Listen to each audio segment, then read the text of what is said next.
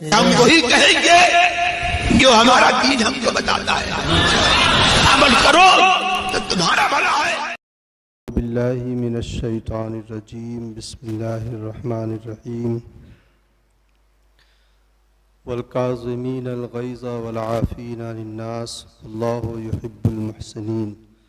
صدق اللہ العظیم وصدق رسولہ النبی الامین المتین الکریم، ونحن علی ذلک لمن الشاہدین والشاکرین، والحمد للہ رب العالمین۔ آئیے سب سے پہلے اپنی اور ساری کائنات کی مرکز عقیدت جناب احمد مصطفیٰ محمد مصطفیٰ علیہ تحیت و ثنا کی بارگاہ میں اپنی محبتوں کا خراج درود پاک کی شکل میں پیش کر لیں۔ اللہم صلی علی سیدنا شفیعنا نبینا مولانا محمد مبارک وسلم، صلاۃ و سلام دائما علیک سیدی یا رسول اللہ صلی اللہ تعالی علیہ وسلم۔ نعت پاک کے دو چار بند ملاحظہ فرمائیں۔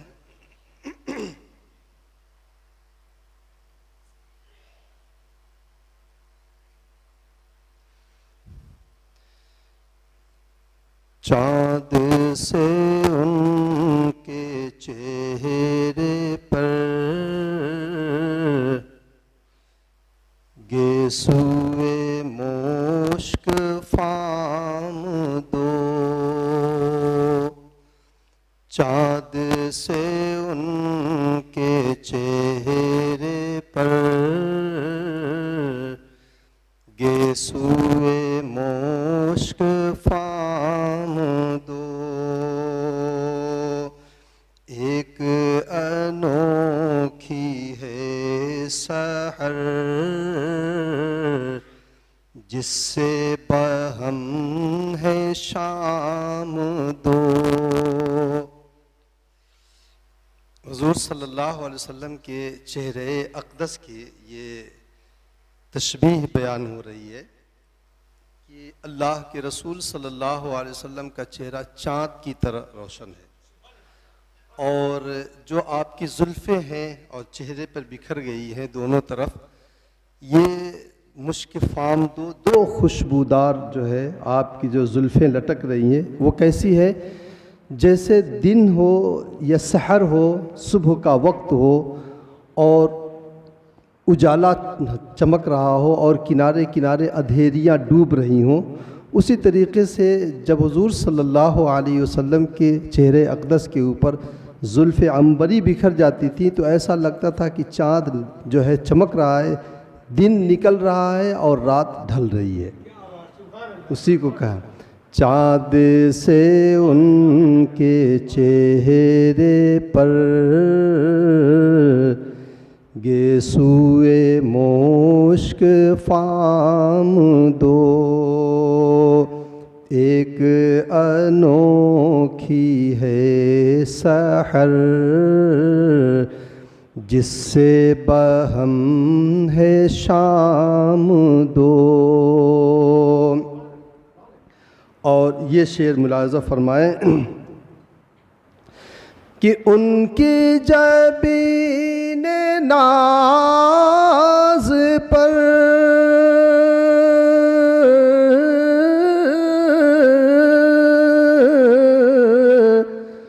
زلف سیاہ بکھر گئی، ان کی جبین ناز پر زلف سیاہ بکھر گئی، شب کے حسین پردے میں چمکے مہ تمام دو، مہ تمام مطلب پورا چاند، شب کے حسین پردے میں چمکے مہ تمام دو، اور پی کے پلا کے میں کشو تلچھٹ دو رونے جام دو. علماء کا جو کلام ہوتا ہے ذرا سمجھنے میں دشواری ہوتی ہے. بارگاہ رسالت کا جام اگر کسی کو مل جائے تو بڑی بات ہے. اس جام میں بھی ایک وہ ہوتا ہے جو صاف شفاف ہوتا ہے، ایک وہ ہوتا ہے جو تلچھٹ ہوتا ہے. نیچے کا بیٹھی ہوئی چائے ایک دم نیچے کی جب ملتی ہے تو آدمی کہاں پسند کرتا ہے. لیکن ذو تاج الشریعہ کہہ رہے ہیں کہ جو صحابہ کرام نے پی لیا، اب جو تلچھٹ بچی ہے وہ بھی قطرہ دو قطرہ مل جائے تو ہماری زندگی جو ہے ہماری زندگی پار لگ جائے گی. کہ پی کے پلا کے میں کشو تلچھٹ دو رونے جام دو. قطرہ دو قطرہ ہی سہی کچھ تو برائے نام دو. قطرہ دو قطرہ ہی سہی کچھ تو برائے نام دو. میدان نعت شاہدی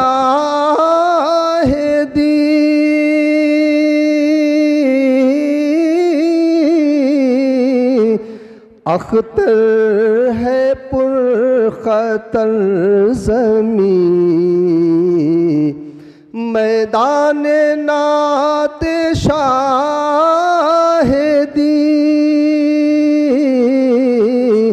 اختر ہے پر خطر زمین. یہ مجلس غزل نہیں منہ کو ذرا لگام دو. یہ مجلس غزل نہیں. درود پاک پڑھیں. اللہم صلی علی سیدنا شفیعنا نبینا مولانا محمد مبارک وسلم. صلاۃ و سلام علیک سیدی یا رسول اللہ صلی اللہ علیہ وسلم. ابھی میں جب آ رہا تھا تو اذان اپنے اختتام کو پہنچ رہی تھی. 12:53 پہ زوال ختم ہوتا ہے اور 55 پہ اذان شروع ہوئی ہے. اور اس سے پہلے یہ صاحب نماز پڑھ رہے تھے. ظاہر سی بات ہے اگر 2 رکعت ہے تب تو ٹھیک ہے، زوال کے بعد شروع ہوئی ختم ہو گئی.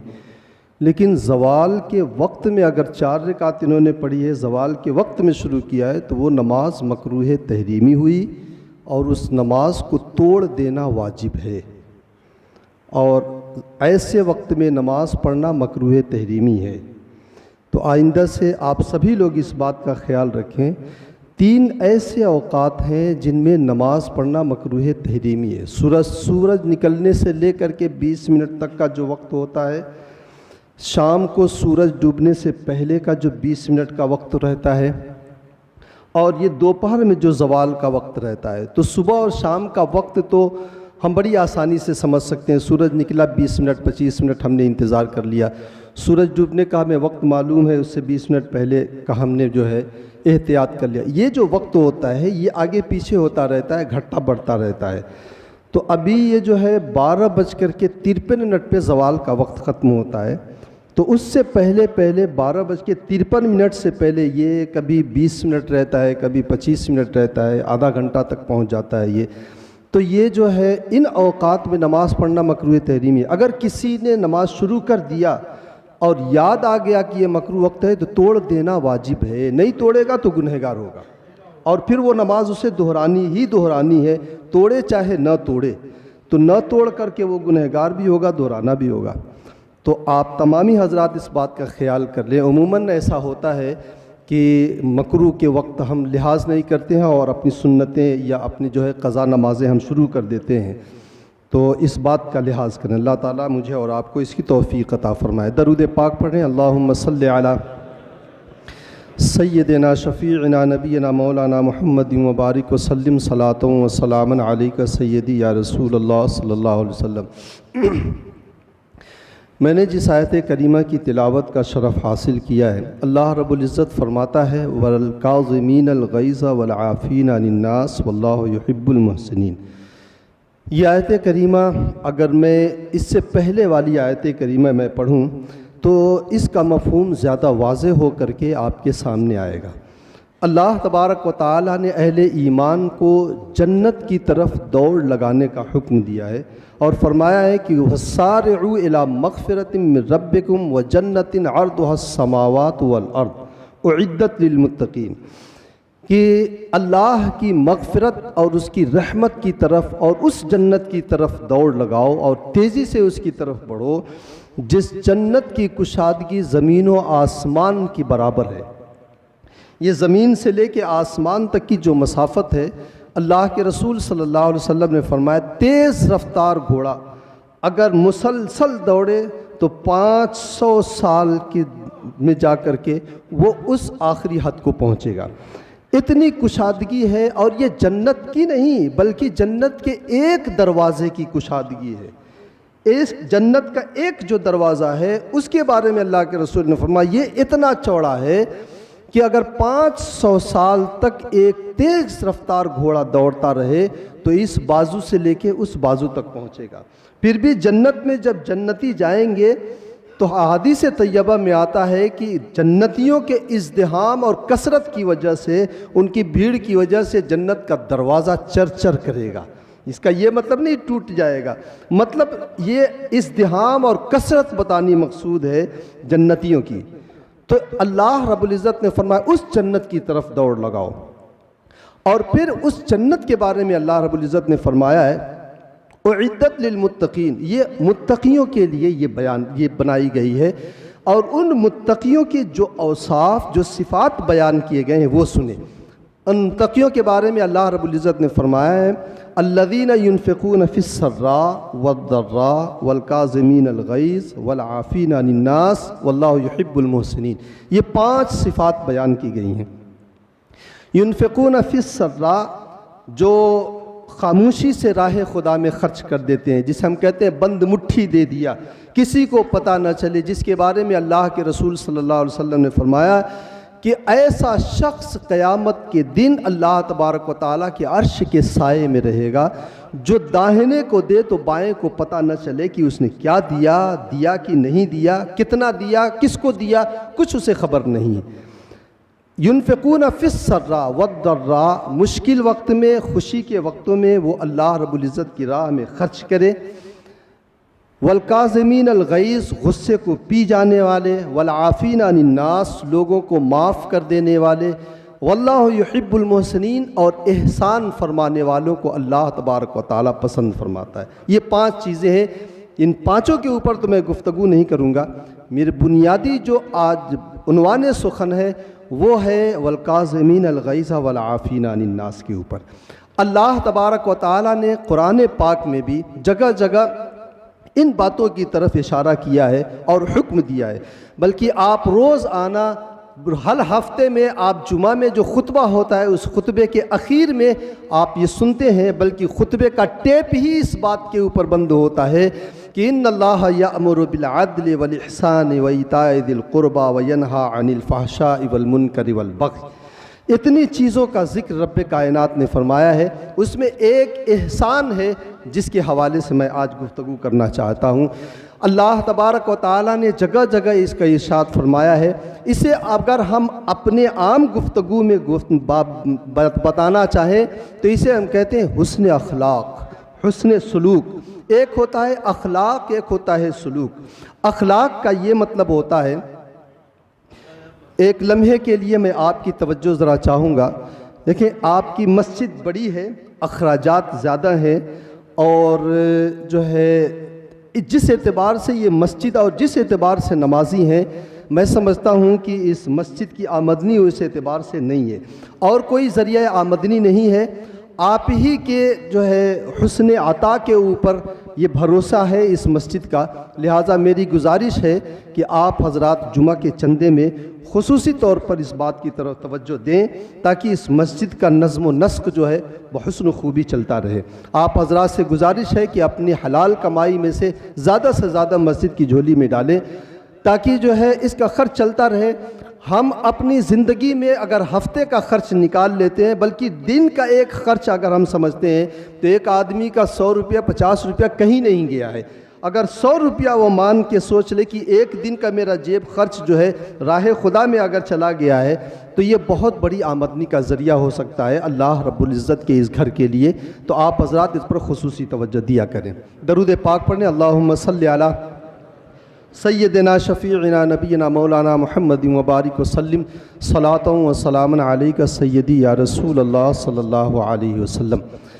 میں یہ عرض کر رہا تھا کہ اللہ کے رسول صلی اللہ علیہ وسلم نے ایک حدیث میں ارشاد فرمایا ہے کہ صحابہ نبی اکرم صلی اللہ علیہ وسلم سے پوچھا گیا، یا رسول اللہ سب سے زیادہ جنت میں کون سا عمل لے کر کے جائے گا؟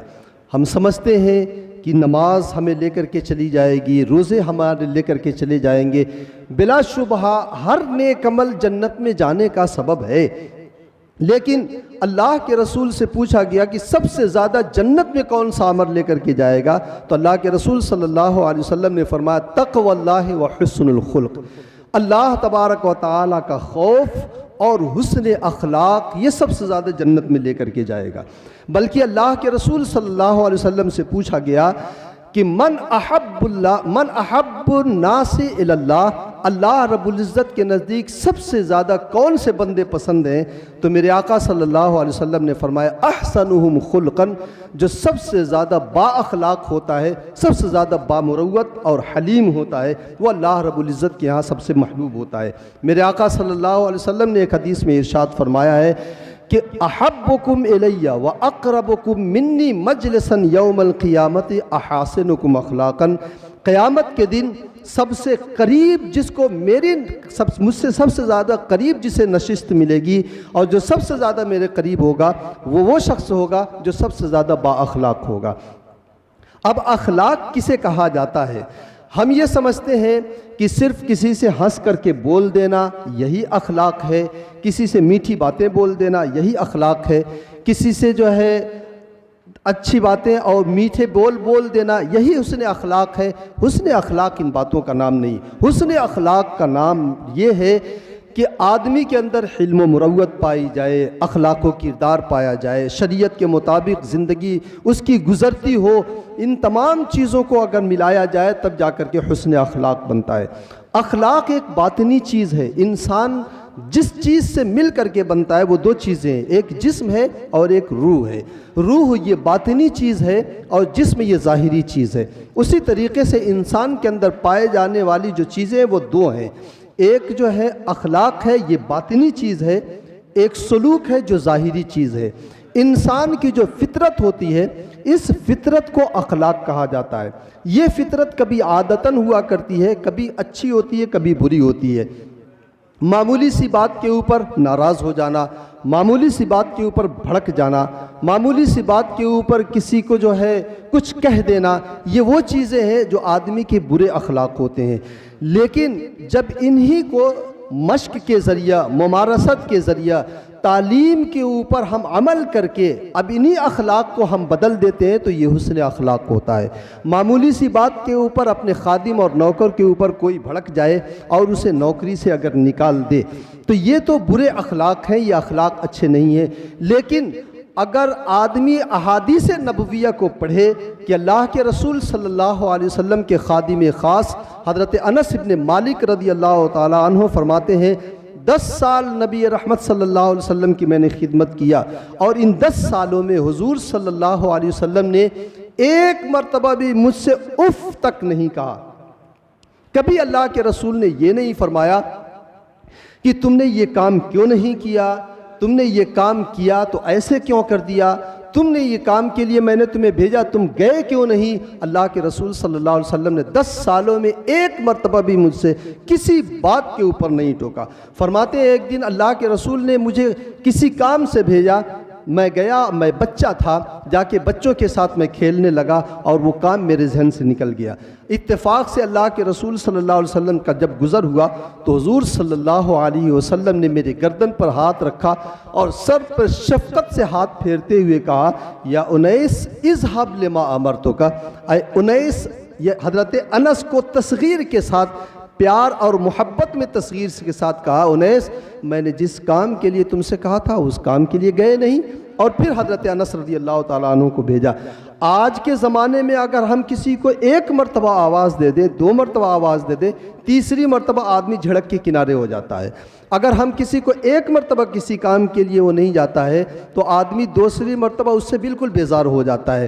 یہی وہ چیزیں ہیں کہ اگر ہم سیرت طیبہ پڑھیں اور پڑھنے کے بعد ہم یہ دیکھیں کہ نبی رحمت صلی اللہ علیہ وسلم کے اخلاق ایسے تھے، ہم اس کو اپنی زندگی میں اپلائی کریں، اور معمولی سی بات کے اوپر جو ہم بھڑک جاتے ہیں یا غصہ آ جاتا ہے یا معمولی سی بات کے اوپر ہم ڈر جاتے ہیں کسی بات سے، ان چیزوں کو اگر ہم ختم کر لیں اور اپنے نفس کو کنٹرول کر لیں تو یہ اخلاق حسنہ بن جاتے ہیں اور یہی ہمیں جنت میں لے کر کے چلے جاتے ہیں۔ اللہ کے رسول صلی اللہ علیہ وسلم نے ایک حدیث میں ارشاد فرمایا ہے، ما شیء اثقل فی المیزان یوم القیامت من حسن الخلق، حسن اخلاق سے زیادہ میزان عمل پہ کوئی بھی عمل بھاری نہیں ہوگا۔ اتنا حسن اخلاق کو عمل دخل ہے، یہ حسن اخلاق اتنی اہمیت ہماری زندگی میں رکھتا ہے کہ اس حسن اخلاق کی وجہ سے ہماری عبادات بارگاہ خداوندی میں مقبول ہو جاتی ہے، مردود ہو جاتی ہے۔ اگر یہی حسن اخلاق اگر ہماری زندگی میں ہوتا ہے، جب یہ عبادات سے جڑتا ہے عبادات کو مقبول کر دیتا ہے، معاملات سے جڑتا ہے معاملات کو مقبول کر دیتا ہے۔ آپ نے سنا ہوگا اللہ تبارک و تعالیٰ نے قرآن پاک میں فرمایا ہے، اقیم الصلاۃ فإن الصلاۃ تنہا عن الفحشاء والمنکر، نماز قائم کرو، نماز برائیوں سے اور بے حیائیوں اور بری باتوں سے نماز روکتی ہے، یعنی بری بات جتنی بھی ہے بد اخلاقیوں میں وہ آ جاتی ہے۔ تو عبادت ایسی ہے جو آدمی کو حسن اخلاق کے اوپر مشق و ممارست پر مجبور کر دیتی ہے، یعنی یہ عبادت ہمارے اندر حسن خلق پیدا کرتی ہے، اور یہی حسن خلق جب ہماری عبادت میں نہیں ہوتا ہے تو وہ عبادت رب کی بارگاہ میں مقبول نہیں ہوا کرتی ہے۔ اللہ کے رسول صلی اللہ علیہ وسلم نے ایک حدیث میں ارشاد فرمایا، من لم يدع قول الزور والعمل به فلیس للہ حاجت فی ان یدع طعامہ وشرابہ، جو شخص جھوٹ بات نہ چھوڑے، جھوٹے کاموں کو نہ چھوڑے، اللہ تبارک و تعالیٰ کو اس کی کوئی ضرورت نہیں کہ وہ آدمی کھانا پینا چھوڑ دے۔ یعنی روزہ اس بری چیز کی وجہ سے، اور ایک ایسی چیز جو ہمارے اخلاق میں نہیں ہے، یعنی جھوٹ اور دروغ گوئی اور غلط کام، اس چیز کی وجہ سے روزہ جو اللہ کی عبادت ہے یہ عبادت رب کی بارگاہ میں مقبول نہیں ہوتی ہے۔ اور یہی عبادت اگر ہمارے اسی عبادت میں حسن اخلاق آ جاتا ہے تو یہ عبادت ہمیں متقی اور پرہیزگار بنا دیتی ہے۔ قرآن پاک میں اللہ رب العزت نے فرمایا، کتب علیکم الصیام کما کتب علی الذین من قبلکم، جیسے پچھلی قوموں کے اوپر روزہ فرض کیا گیا تھا تمہارے اوپر بھی فرض کیا گیا ہے، اور اس کی وجہ کیا ہے؟ لعلکم تتقون، تاکہ یہ روزہ تمہیں متقی اور پرہیزگار بنا دے اور جنت کے راہ پر ڈال دے۔ اللہ کے رسول صلی اللہ علیہ وسلم کے اخلاق حسنہ پہ اگر ہم نظر دوڑائیں تو حضور صلی اللہ علیہ وسلم نے خود بھی زندگی میں عملی طور پر لوگوں کے سامنے یہ پیش کر کے بھی دکھایا ہے، اور صحابہ کرام کی مشق اور تربیت بھی اس بات کے اوپر کی ہے۔ ایک صحابی تھے حضرت ابو مسعود انصاری رضی اللہ تعالیٰ عنہ، فرماتے ہیں کہ ایک دن میرا غلام میری نافرمانی کر بیٹھا، میں نے اپنے غلام کو غصے کے مارے میں کوڑے سے اسے مار رہا تھا۔ اللہ کے رسول صلی اللہ علیہ وسلم پیچھے سے آئے اور اللہ کے رسول صلی اللہ علیہ وسلم نے آواز سے مجھ سے کہا، یا ابا مسعود، کہتے ہیں میں غصہ اتنا تھا کہ میں اس آواز کے اوپر میری توجہ نہیں گئی اور حضور صلی اللہ علیہ وسلم کی آواز میں پہچان نہیں سکا، لیکن جب حضور صلی اللہ علیہ وسلم کی آواز میری کانوں میں آئی اور میں نے پلٹ کر دیکھا تو حضور صلی اللہ علیہ وسلم تھے، تو کہتے ہیں کہ غصے سے جو ہے میں بالکل لال پیلا تھا، لیکن اللہ کے رسول صلی اللہ علیہ وسلم نے جب مجھ سے ایک جملہ ارشاد فرمایا اور فرمایا کہ للہ اقدر علیک منک علیہ، جتنا تو اس غلام کے اوپر قدرت رکھتا ہے اور پاور رکھتا ہے، اللہ تبارک و تعالیٰ تیرے اوپر اس سے زیادہ قدرت اور پاور رکھتا ہے۔ تو آج اگر تو اس کے اوپر ظلم کرے گا اور حد سے زیادہ اسے سزا دے گا تو یہ بھی تو سوچ کہ میدان محشر میں رب تبارک و تعالیٰ اگر عدل سے کام لے اور وہ اپنی قدرت اور طاقت کا مظاہرہ کر دے تو ایسی صورت میں کون تمہیں بچا سکتا ہے؟ تو اللہ کے رسول صلی اللہ علیہ وسلم نے عملی طور پر انہیں جو ہے اس بات پر تنبیہ کی، اور صحابہ کرام کے اندر اطاعت گزاری کا جذبہ تو حد درجہ تھا۔ انہوں نے فوراً حضور صلی اللہ علیہ وسلم کو گواہ بناتے ہوئے کہا یا رسول اللہ آپ گواہ ہو جائیں، میں نے اس شخص کو رضائے رب کے لیے میں نے اسے آزاد کر دیا، اور اسی وقت انہیں آزاد کر دیا۔ یہ حسن اخلاق ہے کہ آدمی اپنے نفس کو کنٹرول کر لے اور ان عادات و اطوار کو اختیار کرے جس کا شریعت مطہرہ نے حکم دیا ہے۔ آقا کائنات صلی اللہ علیہ وسلم کے اخلاق کریمانہ دیکھیں۔ آپ نے بہت سنا ہوگا، طائف کے واقعات بھی سنے ہیں، فتح مکہ کے واقعات بھی سنے ہیں۔ اللہ کے رسول صلی اللہ علیہ وسلم ایک مرتبہ آپ نے قبیلہ بنو طے کے اوپر آپ نے لشکر اندازی کیا۔ قبیلہ بنو طے کے سردار اس وقت عدی ابن حاتم تھے، ابھی مسلمان نہیں ہوئے تھے۔ کہتے ہیں کہ حضور صلی اللہ علیہ وسلم کا نام جب کوئی میرے سامنے لے لیتا تھا تو میں غصے سے پاگل ہو جاتا تھا۔ میں نے اپنے غلام کو بلایا اور بلا کر کے کہا میرے لیے ہمیشہ ایک قافلہ تیار رکھنا، اور جیسے ہی یہ سننا کہ محمد صلی اللہ علیہ وسلم اور ان کا لشکر آ رہا ہے فوراً مجھے بتانا، میں ان کا چہرہ نہیں دیکھنا چاہتا ہوں۔ چنانچہ لشکر وغیرہ تیار کر کے رکھا گیا۔ اچانک ایک دن وہ غلام دوڑتا ہوا آیا اور اس نے کہا کہ محمد صلی اللہ علیہ وسلم کا لشکر جو ہے بڑی تیزی سے بڑھ رہا ہے۔ اپنے قافلے پر سوار ہوئے، اپنا لشکر لیا، ضروریات زندگی انہوں نے لی تھی اور لے کر کے وہ شام کی طرف نکل گئے۔ چونکہ وہ خود عیسائی تھے اور عیسائیوں میں کئی ایک جو ہے فرقے تھے، ان میں ایک رکوسا فرقہ تھا، اس سے وہ تعلق رکھتے تھے۔ انہوں نے سوچا شام میں ہمارے ہم مذہب ہے، وہاں پر میری زندگی جو ہے اچھی کٹ جائے گی۔ حضرت عدی ابن حاتم رضی اللہ تعالیٰ عنہ اس وقت مسلمان نہیں ہوئے تھے، یہ نکل گئے، لیکن جلدی جلدی میں ان کی جو بہن تھی وہ بہن چھوٹ گئی، اور وہ کسی ضرورت سے گئی ہوئی تھی۔ جب وہ آئی ہے اور اسلامی لشکر کا حملہ ہوتا ہے، قبیلہ بنو طے جو ہے شکست کھا جاتا ہے، تو جتنے بھی لوگ تھے وہ غلام بنا لیے گئے، جو عورتیں تھیں بادی بنا لی گئیں۔ مدینہ طیبہ جب واپس آئے تو عدی ابن حاتم کی جو بہن تھی وہ بھی قید کر لی گئی تھی۔ اللہ کے رسول صلی اللہ علیہ وسلم ایک دن کاشان اقدس سے نکلے تو عدی ابن حاتم کی جو بہن تھی اور حاتم تائی کی جو بیٹی تھی، انہوں نے کھڑے ہو کر کے کہا کہ یا رسول اللہ امنن علیہ، میرے اوپر رحم کرے کہ ہلاک الوالد، میرا باپ فوت ہو گیا ہے، وغاب الوافد، اور جو میرے سرپرست تھے وہ رفو چکر ہو گئے ہیں، وہ بھاگ گئے ہیں، میرے کوئی بھی نہیں میرے اوپر رحم کرے۔ تو اللہ کے رسول صلی اللہ علیہ وسلم نے پوچھا تو کون ہے؟ تو انہوں نے کہا کہ میں حاتم تائی کی بیٹی ہوں۔ تو حضور صلی اللہ علیہ وسلم کے اخلاق کریمانہ دیکھیں۔ اللہ کے رسول صلی اللہ علیہ وسلم نے اس کے ننگے سر کو ڈھکنے کے لیے اپنی چادر مبارک عنایت کر دیا تھا، اور اس کے بعد حضور صلی اللہ علیہ وسلم نے اسے آزاد کیا۔ آزاد کرنے کے بعد ایک قافلہ صحابہ کرام کا بنایا، 2 لوگوں کا، اور اس قافلے کے ساتھ عزت کے ساتھ انہیں روانہ کیا۔ جاتے وقت انہیں جوڑا عنایت کیا، ضروریات زندگی انہیں دی، اور دینے کے بعد انہیں واپس قبیلہ بنو طے میں انہیں بھیج دیا۔ یہ جب وہاں پہنچتی ہیں، بھائی بہت پریشان تھا اپنی بہن کے لیے، جب پہنچتی ہے اور بھائی سے ملاقات ہوتی ہے تو پہلے تو خوب ناراضگی کا اظہار کرتی ہے اور کہتی ہیں کہ تو نے اپنے باپ کی عزت کو جو ہے چھوڑ دیا، غیروں کے ہاتھوں میں چھوڑ دیا ہے۔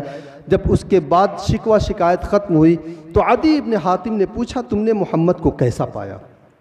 تو ان کا بیان ہے، کہتی ہیں کہ تمہیں ضرور ان کے پاس جانا چاہیے، کیونکہ اگر وہ بادشاہ ہے تو ایسے بادشاہوں کے پاس جانا چاہیے کہ باعزت لوگوں کی عزت کرنا وہ جانتے ہیں، اور اگر وہ بادشاہ نہیں ہے، نبی ہے، تو ان کے پاس جانا ہمارے لیے فضیلت کی بات ہے۔ چنانچہ عدی ابن حاتم آتے ہیں اللہ کے رسول صلی اللہ علیہ وسلم کے پاس، حضور صلی اللہ علیہ وسلم انہیں بٹھاتے ہیں، اور ایسے نہیں بٹھاتے ہیں بلکہ اپنے کاشان اقدس میں لے کے جاتے ہیں، اپنے گدے کے اوپر بٹھاتے ہیں، اور خود اللہ کے رسول صلی اللہ علیہ وسلم نیچے بیٹھتے ہیں۔ حضور صلی اللہ علیہ وسلم کی جب گفتگو ہوتی ہے تو حضرت عدی ابن حاتم پریشان ہو جاتے ہیں۔ اللہ کے رسول نے فرمایا کہ اے عدی، کیا تم جانتے ہو کہ تم قبیلہ کیا تم جانتے ہو کہ تم جو ہے رکوسا نامی جو ہے فرقے سے تعلق رکھتے ہو؟ کہا ہاں میں تو یہ بات جانتا ہوں۔ تو اللہ کے رسول صلی اللہ علیہ وسلم نے فرمایا کیا تو یہ بھی جانتا ہے کہ جو ہے اپنے قوم سے تم 1/4 مال غنیمت اور مال تم لیتے ہو ٹیکس کے طور پر اور اسی کے اوپر اپنی زندگی گزارتے ہو۔ ان کی زندگی کی ایسی ایسی باتیں اللہ کے رسول نے ان کے سامنے رکھی کہ وہ دنگ رہ گئے کہ عرب کے لوگ اور میرے قبیلے کے لوگ ان باتوں کو نہیں جانتے ہیں، یہ کیسے جان گئے؟ عدی ابن حاتم کہنے لگے مجھے یقین ہو گیا یہ کوئی بادشاہ نہیں ہے، کیونکہ بادشاہوں کا معاملہ ایسا نہیں ہوتا ہے، بلکہ یہ تو اللہ کے رسول ہے اور مسلمان ہو جاتے ہیں۔ اللہ کے رسول صلی اللہ علیہ وسلم نے ان سے فرمایا اگر تم اس لیے مسلمان نہیں ہو رہے ہو کہ مسلمانوں کے پاس دولت نہیں ہے تو سنو ایک ایسا وقت آئے گا کہ اتنی دولت مسلمانوں کے پاس ہوگی کہ دینے والے تو موجود ہوں گے لیکن کوئی لینے والا موجود نہیں ہوگا، یعنی زکوٰۃ لینے والا کوئی مستحق زکوٰۃ نہیں نظر آئے گا۔ اور حضرت عمر ابن عبدالعزیز رضی اللہ تعالیٰ عنہ کے زمانے میں یہ واقعہ پیش آ چکا ہے کہ جب حضرت عمر ابن عبدالعزیز کے پاس عراق اور بغداد کے وہاں سے جب مال غنیمت بھیجا گیا اور زکوٰۃ کی رقم بھیجی گئی، حضرت عمر ابن عبدالعزیز نے واپس بھیج دیا، کہا یہاں مت بھیجو، وہیں پر جو ہے جو لوگ مستحق ہیں انہیں دے دو۔ کہا یہاں جتنے مستحقین ہیں سب کو دے دیا گیا ہے۔ کہا جو لوگ شادی کرنا چاہتے ہیں رقم کی مہر نہیں ہے ان کی شادی کرا دو اور مہر کی رقم انہیں دے دو، کہا وہ بھی کر دیا گیا ہے۔ جو غریب ہیں ان کے کاروبار پہ لگا دو، کہا وہ بھی کر دیا گیا ہے۔ کہا جو لوگ جو ہے ذمہ ہیں ان کا ٹیکس معاف کر دو، ان کا ٹیکس واپس کر دو، کہا ان کا ٹیکس بھی واپس کر دیا گیا ہے، اب کوئی بھی لینے والا نہیں ہے۔ حضرت عمر ابن عبدالعزیز نے کہا یہاں مت بھیجنا، وہیں پہ غربا میں تقسیم کر دو۔ تو یہ دور بھی اسلام نے دیکھ لیا ہے کہ اسلام میں مستحق زکوٰۃ کوئی نہیں تھا، دینے والے تو موجود تھے لینے والے موجود نہیں۔ اور اگر تم یہ سوچتے ہو کہ مسلمان امن میں نہیں ہے تو سنو اسلام اس قدر غالب ہو جائے گا کہ ایک وہ دور آئے گا کہ عراق سے ایک خاتون تن تنہا زیورات میں لد کر کے وہ مکہ مکرمہ آئے گی، حج کرے گی اور تن تنہا وہ چلی جائے گی اور اسے اللہ کے علاوہ کسی شخص کا خوف نہیں ہوگا۔ حضرت عدی ابن حاتم مسلمان ہو جاتے ہیں۔ اس واقعے پر اگر آپ غور کریں، آج اگر کوئی شخص اپنے دشمن کے اوپر غالب آ جاتا ہے تو وہ کتنی زبردستی کرتا ہے، کتنا ظلم کرتا ہے، اسے ہر طرح سے آدمی ذلیل کرنے کی کوشش کرتا ہے، لیکن اللہ کے رسول صلی اللہ علیہ وسلم نے ایک باعزت گھرانے کو عزت کے ساتھ آپ پیش آئے ہیں اور اخلاق کریمانہ آپ نے دکھایا ہے، وہ مسلمان ہو گئے۔ اخلاق انسان کے 3 طرح کے ہوتے ہیں، آپ اگر اپنی زندگی میں دیکھیں تو یہ نظر آئے گا، ایک اخلاق حمیدہ ہوتا ہے، ایک اخلاق کریمہ ہوتا ہے اور ایک اخلاق عظیمہ ہوتا ہے۔ اخلاق حمیدہ کا یہ مطلب ہوتا ہے کہ آدمی کے ساتھ جتنی برائی کی جائے وہ اس کا اتنا ہی بدلہ لے، اس سے زیادہ کا وہ بدلہ نہ لے۔ عام طور پہ تو ہمارے یہاں یہ ہوتا ہے کہ آدمی ایک تماچا مارتا ہے تو سامنے والا 2-4 گھونسے اس کو لگا دیتا ہے، لیکن اخلاق حمیدہ یہ اخلاق نہیں، یہ تو بد اخلاقی ہو گئی۔ اخلاق حمیدہ یہ ہے کہ آدمی ادھر سے جتنا ظلم کرے بس اتنا ہی اس کا بدلہ لے، یہ اخلاق حمیدہ ہے۔ اخلاق کریمہ یہ ہے کہ سامنے والا اگر ظلم کر دے تو یہ شخص اسے معاف کر دے، لیکن اخلاق عظیمہ یہ ہے کہ سامنے والا ظلم کرے اس کے ظلم کو معاف بھی کر دو، اس کی زیادتی کی بھی معاف کر دو اور مزید اس کے ساتھ بھلائی کرو۔ ایک بزرگ تھے، وہ بزرگ جا رہے تھے، کشتی میں بیٹھے ہوئے تھے، کچھ اوباش نوجوان بھی اس کشتی میں بیٹھے ہوئے تھے، تو ان نوجوانوں نے اس بزرگ کے اوپر بڑے جملے چست کیے، گانے بجانے بولتے تھے، ان بزرگ کو برا بھلا کہتے تھے، یہ کچھ بھی نہیں بول رہے تھے، خاموشی سے جا رہے تھے۔ کشتی کا جو مالک تھا اس نے کہا حضرت یہ اتنا زیادہ آپ کو برا بھلا کہتے ہیں، ان کے لیے بد دعا کر دیجئے نا۔ تو انہوں نے ہاتھ اٹھایا اور ہاتھ اٹھا کر کے کہا اللہ جیسے دنیا میں یہ لوگ خوش ہیں ویسے انہیں آخرت میں بھی خوشی عطا کر دے۔ لوگوں نے کہا آمین، اور اس کا نتیجہ کیا نکلا کہ وہ جتنے بھی اوباش نوجوان تھے وہ اپنی بد اخلاقی، بد کرداری، بد عملی کو چھوڑ کر نیک بن گئے، اللہ تبارک و تعالیٰ کے مقرب بندے بن گئے، اب آخرت میں بھی انہیں خوشیاں مل گئی ہیں۔ یہ وہ چیز ہوتی ہے جسے اخلاق عظیمہ کہا جاتا ہے، اور اسی کو اللہ رب العزت نے میرے حبیب صلی اللہ علیہ وسلم کے بارے میں فرمایا انک لعلی خلق عظیم، کہ محبوب تیرے تو اخلاق ہی بڑے عظیم ہیں، کہ جن لوگوں نے ظلم کیا اللہ کے رسول صلی اللہ علیہ وسلم نے ان کے ساتھ ایسا معاملہ فرمایا کہ قیامت تک اس کی نشانی نہیں ملتی ہے، اور یہی چیز ہمیں جنت میں جانے کا بڑا سبب بنے گی۔ اللہ تبارک و تعالی مجھے اور آپ کو اس پر عمل کی توفیق عطا فرمائے۔